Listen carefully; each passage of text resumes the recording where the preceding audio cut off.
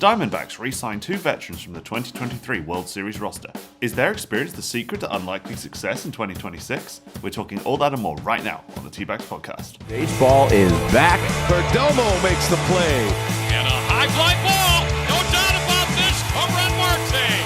They're going to send them all the way around. Corbin, Carroll with an inside the park answer back. It's Alec Thomas from the Diamondbacks. Former Major League Baseball player Luis Gonzalez. I'm Tori Lavello, and you're listening to the T-Backs Podcast. T-Backs Podcast. T-Backs Podcast. Arizona's #1 baseball and beverage podcast. Hello everyone and welcome back to the T-Backs podcast, where we bring you all the hottest Arizona Diamondbacks tea and talk from across the pond here in London. We're proud to be Arizona's #1 baseball and beverage podcast, and it's been quite the busy 2 weeks since we last made a brew and sat down to talk about D-backs baseball.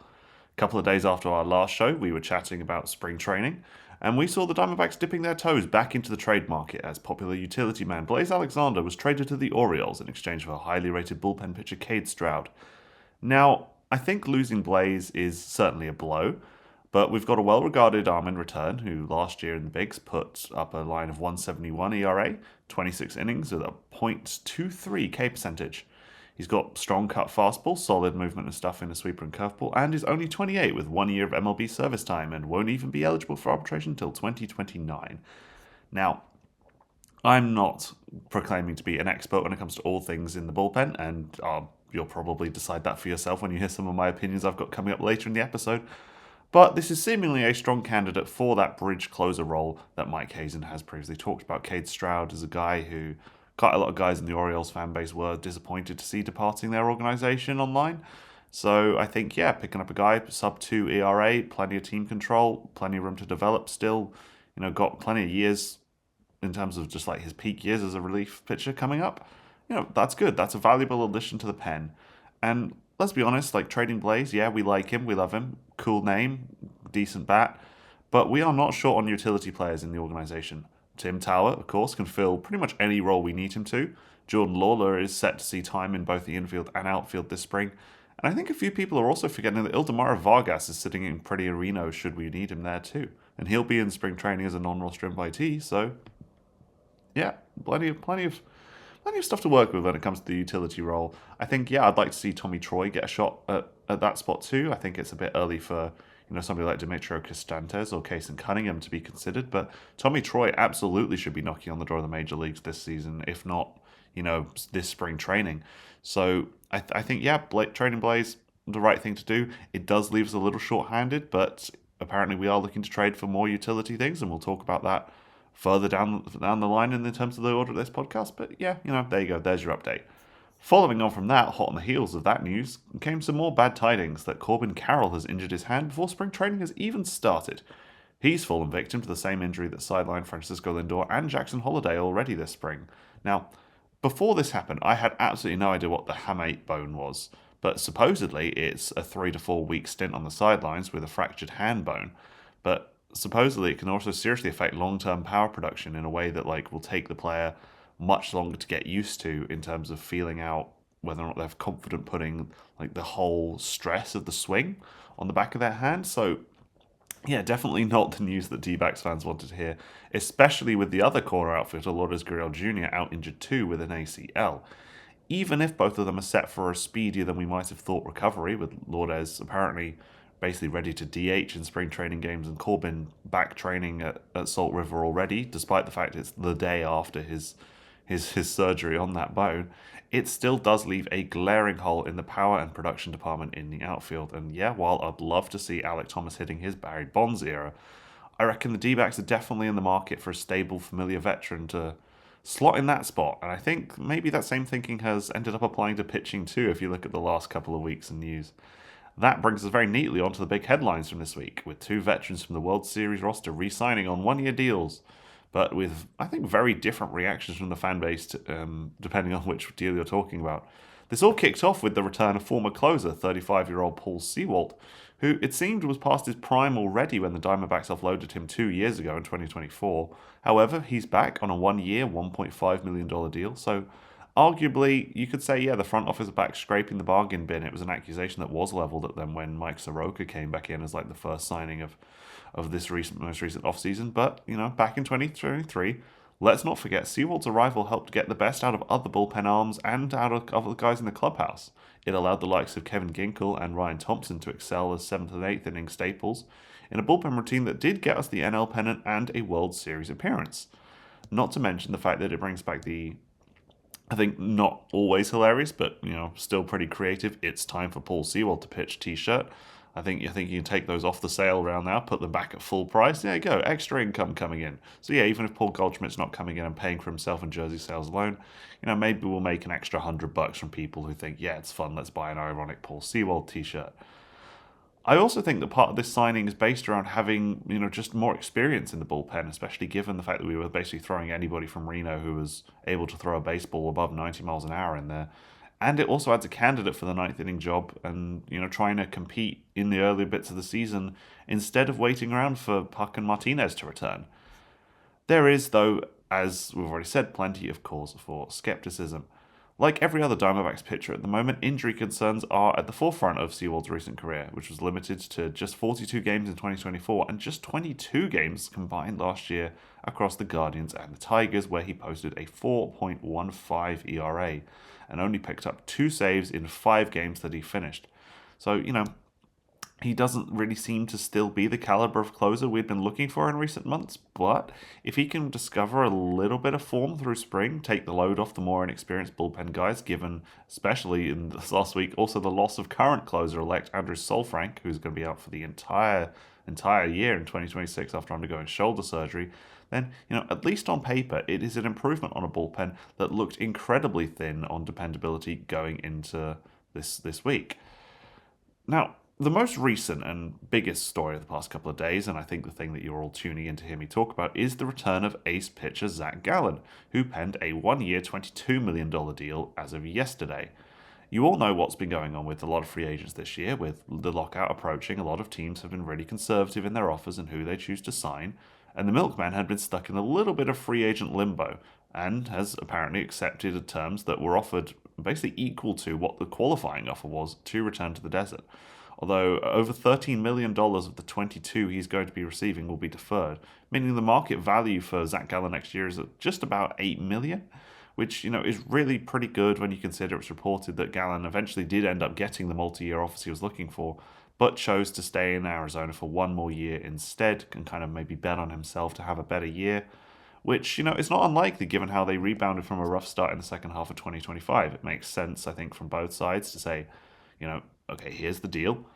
We'll pay you this. If you think you can be that pitcher, we're fine to let you go and explore the free agent market next year when, maybe somebody like Mitch Bratt, Daniel Egan, somebody in AAA might be ready to be a major league pitcher. Christian Mena is going to be somebody who has to factor in that conversation at some point. But again, it's a team-friendly deal. We're not paying very much for it. And, we get the guy who previously has been the ace of the staff back on the roster. I think that's pretty good. The storyline I find really interesting, supposedly, about how Zach Gallen has ended up re-signing here is how wary the Diamondbacks were of signing a pitcher any later in spring training following the Jordan Montgomery disaster, which has led to them reportedly giving Gallen's camp the deadline of this weekend to either sign a deal or, go somewhere else. And there's supposedly interest been from the likes of the Philadelphia Phillies in there. But yeah, Gallen's here. It seems to have got the deal over the line. Outside of financials, let's talk about the performance.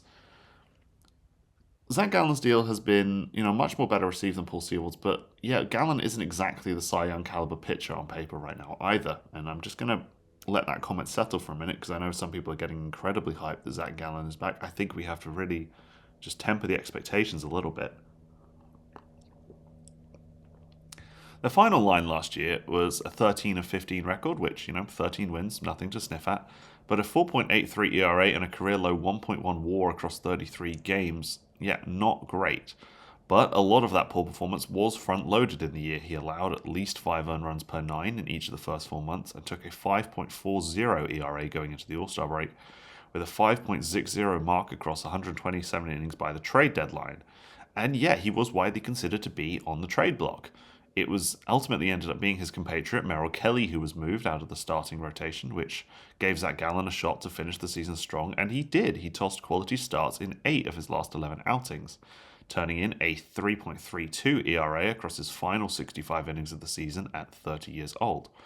But again, wasn't all sunshine and roses. He only struck out 20% of opponents during that stretch, having struck out between 25 and 29% of opponents in each of his first 5+ MLB seasons. That swing and miss drop wasn't as extreme if you look at it on a pitch-by-pitch basis, but a 9.5% swinging strike rate is the second lowest mark of his entire career. So even if he's not the ace of the rotation he once was, he's still an addition of a starting pitcher that will be league average or above league average if, he can pitch the way we know him to do recently. I don't think you're going to get 2023 Zach Gallen back. That guy was an all-star and the ace of a rotation that went to the World Series. I don't think that's going to come back anytime soon. I love the Milkman. I'd love to see him prove me wrong. I think I say that a lot, but I just don't think that's coming. But this is, again, a move that undoubtedly strengthens the team when you consider, the rest of the starting pitching rotation. The knock-on benefits of the signing, if you want to call them that, if you assume that Zach Gallen is slotting into the 1 or 2 spot in the rotation, then you have him alongside Ryan Nelson, Merrill Kelly, Brandon Pfaadt, and Eduardo Rodriguez, which means that early offseason signing Mike Soroka will have to probably move into a bullpen swingman role. He'd seemingly been penciled in to be a starting pitcher. He was like the guy we went out and signed pretty much straight away as the first guy we brought in the hot stove season. But I think moving him to the bullpen, undoubtedly a good thing. Soroka's discovered loads of really good form out of the pen with a 7+ value to his slurve in relief, making him an ideal setup man on paper. And opposing batters are only able to post 186, 298, 286 when Soroka appears in relief against them. So you can consider, he's probably still in a fight with Erod for that 5th starter spot, and maybe having some closer competition than the likes of Nabil Crisma or Christian Mena provided last year. Could really light a fire underneath Erod. The Diamondbacks could extract some value from that contract. And then when you think about it, I would bet on any one of those 5 starting pitchers to go out and have a good day. Ryan Nelson, I think, was, getting ace of the rotation shouts last year. So, any one of Ryan Nelson, Merrill Kelly, Zach Gallen could be the ace and come opening day. I think Brandon Pfaadt, betting on him to, really improve. He seems to make great strides. Sometimes he takes, 2 steps forward, 1 step back, but, that's still net positive. And like I said, getting some competition through the door for Erod as well might end up meaning that Erod all of a sudden is the pitcher we wanted him to be when the Diamondbacks signed him, which I think has been a long time coming. It was a conversation that when Erod kind of came through the door with the Diamondbacks for the first time, that was a signing that, I was only just really starting out on my baseball fandom journey, and I was talking to Richard, who's the president of the British Baseball Federation. I said, hey, tell me about this Erod guy. Richard said to me, amazing signing for the Diamondbacks. He's, he could be the ace compared to some of the guys we had there, and then he just, wasn't. So, maybe that's some potential that we'll see improving too. We will ultimately have to wait and see what this does to the rotation order and roster assignments. I'm not going to make any sweeping, bold predictions at this stage, but I am not as skeptical about running the team back to what worked in 2023 as other people have been. Something about that group chemistry from that World Series roster seems really attractive to Hazen, Lavello, and co. And, 16 guys still on the Diamondbacks from that World Series roster. And then you look at who they've lost. There's corner infield gaps. Christian Walker and Evan Longoria were core pieces of that World Series roster. We've replaced that with Nolan Arenado and Carlos Santana, which, arguably is an upgrade. But going back to what I mentioned earlier, we are missing some power and leadership in the outfield. Lourdes is out for a while, and Corbin is freshly sidelined. So that is where I'm going to go and start making crazy ball predictions. I want to highlight one more name from that 2023 World Series roster to help get the band back together, and that is Tommy Pham. Yes, I know some people are probably just groaning when I've said that name, but he's a similar mold of left fielder to Lourdes, and it can be streaky at times at the plate. But if the Diamondbacks believe in a 38-year-old Carlos Santana, then 38-year-old Tommy Pham, who batted .245 with 10 home runs last year, makes for a decent replacement. He's seemingly having a minor revival of his career, having gone from 1.2 WAR with the Mets and .3 WAR with the Snakes for a total of 1.5 in 2023, slumping to a minus .2 cumulative in 2024, but bouncing back with 1 WAR in Pittsburgh last year, not to mention his raging inferno of a leadership style, which is ultimately something we were super hyped to have when Josh Naylor was in the clubhouse. No, I see no real downside to getting Pham on the phone at the very least and having that conversation. If a 1-year deal for him is projected to be in the $2.5 to $3 million range, and, if he's got anything left in the tank, then, you can consider he's, a solid left field / DH option. Or, if he's only got a little bit left to give, then he can be a fill-in for, the first 3 months of the season and then get DFA'd while we wait for Lourdes to come back. Because he'll be worth a couple of homers and some RBIs regardless. I think, still $3.5 million is not money you want to throw down the drain and say, it's a write-off before you even start. However, given how little we're actually ending up paying for Nolan Arenado, there's surely a little bit of budget left to stretch out here, given how cheaply we seem to have managed to re-sign Merrill Kelly and Zach Gallen for.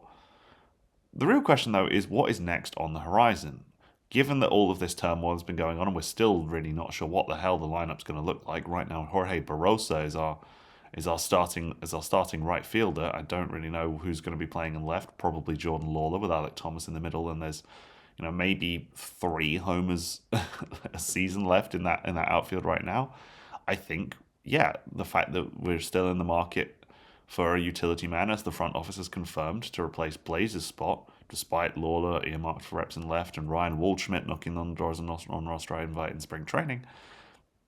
We need that utility help, and I'm pro Tommy Troy all the way, but I think it's more likely that utility help is going to come via trade. And with Gallen returning, it's possible that some of the starting pitching prospect depth that we thought has been looking really, really good going into this spring training, they're probably considered a bit more available, a bit more open to trade than before. If you look at the value of some guys, like Daniel Egan, Mitch Bratt, Dylan Ray, then there's definitely real useful utility guys on the market we could pick up for more than or equal value. The one that really jumps out to me, if you look at like the best performing utility guys in MLB last year, I really like Josh Smith off of the Texas Rangers. He played pretty much everywhere on the field except catcher in 2025, and he won a Silver Slugger for utility players in 2024. Last year, he was worth 3 WAR all by himself. He batted .251, 10 homers, 35 RBIs, and 12 stolen bags with above league average defense in 6 of the 8 positions that he played. Now, I view him not just as a utility guy, but maybe more of an upgrade to the Pavin Smith kind of mold. His preferred positions last season were center field and first base, and I think that's a natural slot in for the outfield if we consider that, we were talking about Cody Bellinger as a potential target not too long ago for those 2 positions as well.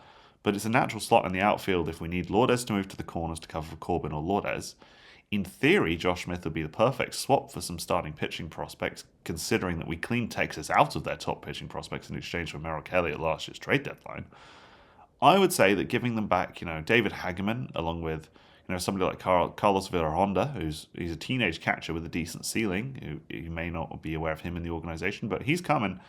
And given that the Rangers only have 1 catching prospect in their top 30, I think it would make sense on both sides. And also given that their top prospect in the Rangers organization, which is left side infielder Sebastian Walcott, he's going to be out for the entire year. I'm really pretty confident in the fact they'd consider somebody like Christopher Torrin, who's currently in Amarillo, somebody of great interest as well. Again, heading into the Cactus League for 2026, I would prefer somebody like Tommy Troy get a shot at that spot, absolutely. But, as we've seen with Lawler, chucking a highly rated prospect in at the deep end of the major league level can really be, very do or die. Lawler, I think his performance was, far below what a lot of guys were expecting when you consider the amount of hype that Lawler being promoted to the major leagues for the first time really generated. He didn't really see, many appearances at the plate in the latter half of 2023, but he was mostly used as more of a pinch runner situation. But then 2024, injury, then striking out, then shocking defense, then striking out and basically not being able to hit a major league pitch. Really has damaged his stock, and potentially he's damaged goods. I think something mentally hasn't quite clicked with him yet. That actually, he's not just the guy who always rakes at AAA. He is a guy who is expected to be a major leaguer. I think maybe moving him, getting him more reps, if he can make that transition to the outfield, will help a lot with that. Similar to kind of what it did with Blaze Alexander. Blaze Alexander, defensively was kind of unreliable as a shortstop, but between playing left, center, and third base last year, he showed that actually that's a good way to use the natural athleticism there. The Diamondbacks are always in the market for a speedy outfielder.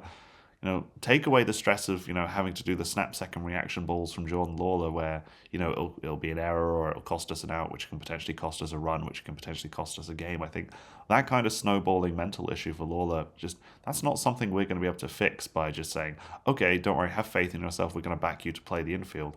Put him in center field, let him do some running, let, Alec move over to left, put Christian Robertson in at right field for a while. He's got plenty of speed to him as well, so he could even be a centre fielder candidate if you really think about it. And I think that's probably the best way to get out of it. I think, I'd like to see Christian Robinson be a major league outfielder, but doing it that way I think would also save us some budget to get some lefty relief pitching as well, considering that it's Philip Abner is the lefty relief option in the bullpen right now. We've not got Andrew Solfrank anymore, so. Let's think about, again, Andrew Chafin, another guy from the 2023 roster, run it back, get Jalen Beeks back, sure, another reunion, that's fine. But going even further back in terms of Diamondbacks history, very interestingly, Anthony Banda is available after leaving the Los Angeles Dodgers. And unfortunately, we will be denied getting the whole band back together because Paul Goldschmidt has now headed back to Yankees Stadium. But, if the current trend continues, I'm predicting Jace Peterson is going to have one hell of a year when Torey Lovullo gives him a ring. Carlos Santana as well. I'm yet to really form an opinion on that, but there's experience, there's pop, there's gold glove caliber defense there. I think the emphasis for this whole Diamondbacks offseason really starting to take shape of experience, keeping calmer heads in the clubhouse, focusing on getting solid defense first and then building the run productivity. And I think that's a perfectly good way to build a roster. It's not exactly 2023's Let's Cause Chaos on the bases with Thomas, McCarthy, Corbin absolutely running wild. But, it's something. It's an approach. It shows there is a plan. I know people like to say, oh, Torey Lovullo doesn't have a plan. Torey Lovullo doesn't have a plan B. Mike Hazen doesn't know what he's doing. He's just looking after his guys. But at the end of the day, these are still Major League players with experience playing Major League Baseball. It's not like we're, completely demolishing the roster a la, a 2021 Oakland A's. We are doing something at the very least. I think off the top of my head, there's not too many other guys who I'd say, we're missing that. We have the capability to develop prospects at the same time as fielding a very experienced roster. It's not quite Arizona retirement home just yet because Corbin Carroll, Alec Thomas, Gabby Moreno. That's a decent core spine. Geraldo Perdomo and Ketel Marte aren't exactly veterans either, although they're not exactly in their youth. We're not fully there yet. I think the Arenado and the Santana signings have sort of swung that back in terms of Arizona retirement home, and Paul Sewald absolutely doesn't help with that. This is a guy who throws an 88 mile an hour fastball at this point, maybe touching 90 if he really puts his back into it. But hey, if it ends up working, then you'll all say, oh yeah, Mike Hazen's a genius. He saw that Paul Sewald had something left in the tank that nobody else has. And I think that might end up being the case because I don't think he's been brought in to be the closer. I think he's been brought in to be a stabilizing influence on the bullpen because there's not much else that the bullpen has to rely on right now. I think he's there to get the best out of Ryan Thompson and Kevin Ginkel, who, have shown in 2023 that they are elite relief pitcher guys when they're in the right headspace, and being able to rely on a guy if this is a 5-3 game and Kevin Ginkel's got a hold, Ryan Thompson's got a hold of pitch to score the 7 and 8. They want a guy that makes them feel better about their work because they can count on somebody to get the save. I think there's going to be some moments where there will be some blown saves, there will be some big meatballs that Paul Sewald serves up, but there will be enough moments, I think, and I'm choosing to be optimistic and have blind faith again, where Paul Sewald will lock it down. I'm really curious to know, though, what do you guys think of the last week of Diamondbacks news? Really, tell me anything. If you want to say, I think Paul Sewald is washed, then I won't be surprised. But if you're like me, you're a Paul Sewald truther, you're a believer, then let me know down in the comments. It's going to be my first time going out to Arizona during spring training. Coming up next week, I'll be hopping on a plane, I'll be flying several thousand miles, and I will be watching spring training baseball at Salt River Fields with all of you, and I for one will be telling Paul Sewald I think he's still got it. And then, of course, we've got World Baseball Classic going off when we don't have to worry about Corbin Carroll getting injured at the World Baseball Classic because Corbin Carroll is already injured. So there you go. Don't have to worry about any of that insurance drama either. And you can come and catch me at any of the Great Britain games as well. You come up, have a chat. We can talk Diamondbacks, we can talk Great Britain baseball. We can talk about pretty much anything in between. And believe me, that is a lot of topics to cover. So I want to say, as always, thank you very much for listening. Come have a chat with me in spring training. Please remember, like, subscribe, do all of that stuff, click the buttons, do everything you want to make sure that you're not going to miss the next episode of the T-Backs podcast. Thank you very much, and we'll see you on the next one. Goodbye.